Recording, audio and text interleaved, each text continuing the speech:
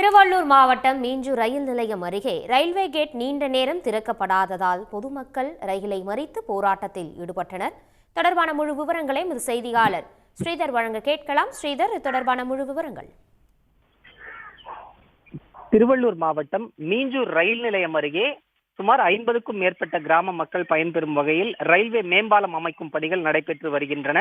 மீஞ்சூர் முதல் காட்டூர் வரையிலான சாலைக்கு இந்த மேம்பால கட்டுமான பணிகள் நடைபெற்று வரும் சூழலில் ரயில்வே தண்டவாளத்தின் மேலே ரயில்வே மேம்பால பணிகள் முடிந்து இணைப்பு மேம்பாலம் அமைக்கும் பணிகள் நடைபெற்று வருகின்றன. இந்த மேம்பால பணிகள் நீதிமன்ற வழக்கு உள்ளிட்ட பல்வேறு காரணங்களால் தாமதமாகி வருவதாக நெடுஞ்சாலைத்துறை அதிகாரிகள் தரப்பில் தெரிவிக்கப்பட்டுள்ளது. இந்த நிலையில் இன்று காலை இந்த ரயில்வே கேட் நீண்ட நேரமாக திறக்கப்படவில்லை என கூறி பொதுமக்கள் திடீர் ரயில் மறியலில் ஈடுபட்டனர். இதனால் சென்னை கும்மிடிப்பூண்டி ரயில் மார்க்கத்தில் ரயில் சேவை என்பது பாதிக்கப்பட்டது. சென்னையிலிருந்து கும்மிடிப்பூண்டி செல்லும் புறநகர் ரயில்களும் கும்மிடிப்பூண்டியிலிருந்து சென்னை நோக்கி செல்லக்கூடிய புறநகர் ரயில்களும் ஒன்றன் பின் ஒன்றாக அணிவகுத்து நின்றதால் காலையில் அலுவலகம் செல்வோர், பள்ளி கல்லூரிகளுக்கு செல்லக்கூடிய மாணவர்கள் என அனைத்து தரப்பினரும் பாதிப்புக்குள்ளாகினார்கள்.